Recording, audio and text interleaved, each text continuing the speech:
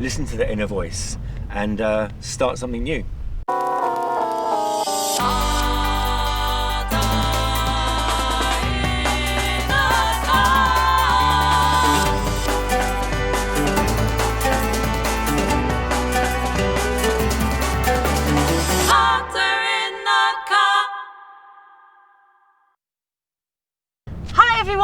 And welcome back to Carter's in the Car at Night. And here we are again with another hot topic, talking about career versus calling and your ambitions, your passions, and how those all fit together and how they should work as one with who you believe you are to be in this world. Over to Jason, who's got loads to say on that topic. Well, the thing is, for me, the calling has been extremely important forever, really. When I was 10, 11 years old, I told my father that I was going to be a guitarist, and I knew that was my calling, the thing that I was here for. And so I pursued that in a very natural way. It's been hard work, but deep down, I've always known that creativity, and especially music and film, have been the driving force of my life. When I'm being creative, I feel alive. And so for me, it's been the driving force, and it's never been about money. It's never been about business. It's always been about the creativity. And speaking into situations, creativity can bring unity, creativity can bring hope, and so many other things. And so what a privilege it is to be someone that can engage in those things and bring those things. However, there are challenging times, and earning a living from creative endeavours doesn't always pay the rent. And I have successfully paid the rent since I went freelance when I was 23, and just before that. So it's always worked. But sometimes there are lean times, and sometimes there are good times, and it's just up and down. And it is sometimes tiring. Sometimes you just wish that someone would come and invite you to do things on a more regular basis. There's a lot of pushing, self-promotion, which is hard, but ultimately when you're engaged in it, you feel like you're flying, you feel like your feet don't touch the ground, you feel like you just know you're in the right place. Many of us have passions and that little inner voice calling us to do things that we fear we may not be able to do because of risk, money, and I think that one must always be open to options of trying things. Many of us have gifts that can contribute enormously to society in so many ways, and whether it be artistic gifts or practical gifts. So if you hear that little voice inside of you saying, how about doing that? Or I'd love to do that. That's a sign that there's something else out there for you. What do you think?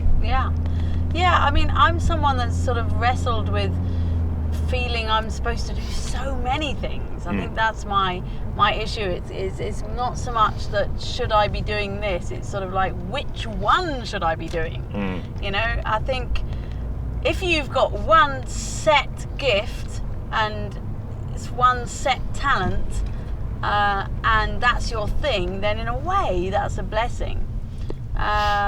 Certainly I've always had loads of interests, and I don't know, it sounds a bit arrogant to say I've always been good at loads of things, but I think, you know, when I was at school, I always did well academically, and yet I didn't really feel like I wanted to go down the route of like loads and loads and loads of study. I did consider studying like veterinary science, but I don't know, I like the fun life, you know?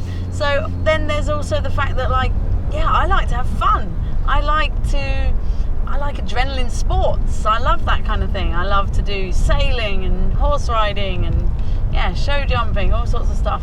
And those sort of things are sometimes difficult to fit in with a life where you feel really called to do something.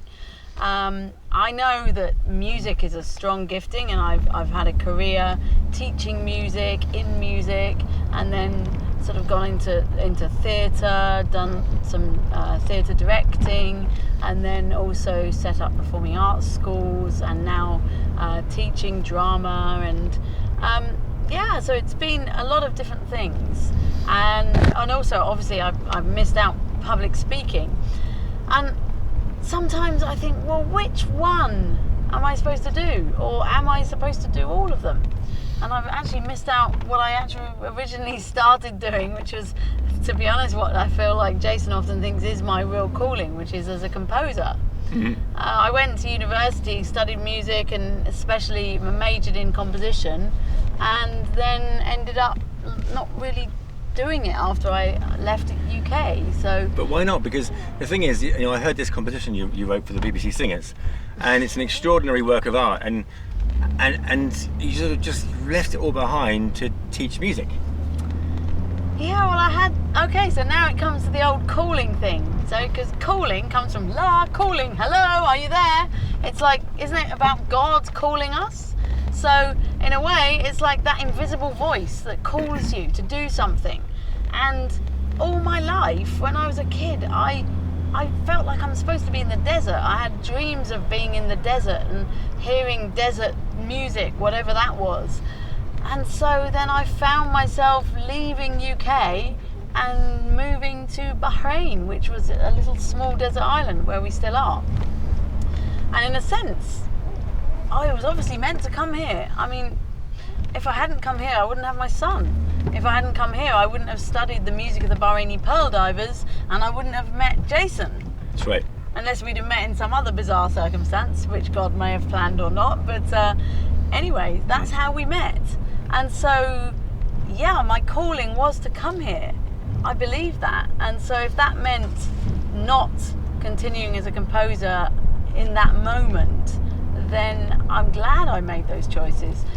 But saying that, I did restrict my creative life in a big way.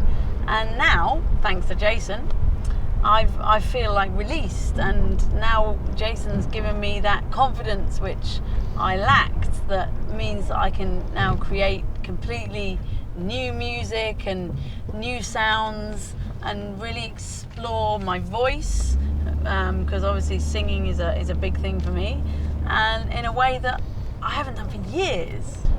Yeah, I wrote that beautiful piece for the BBC Singers, performed in Canterbury Cathedral. I was on Radio 3. Yeah, it was in a way, why did I leave UK just as my career was about to be launched into the stratosphere?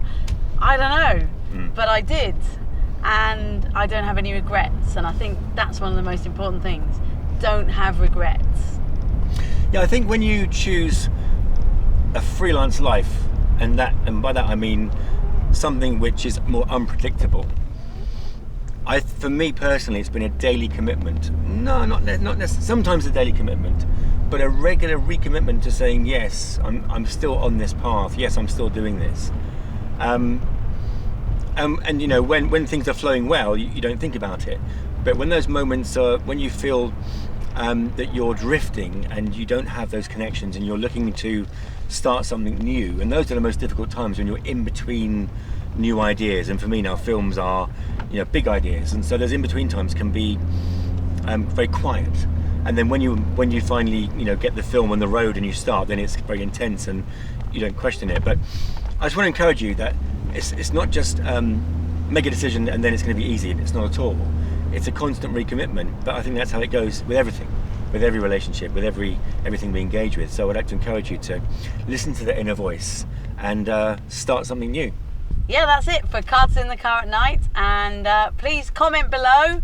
Let us know if you're going through any things with your career, your calling, and your ambitions, and if we can give you any words of advice. We're here.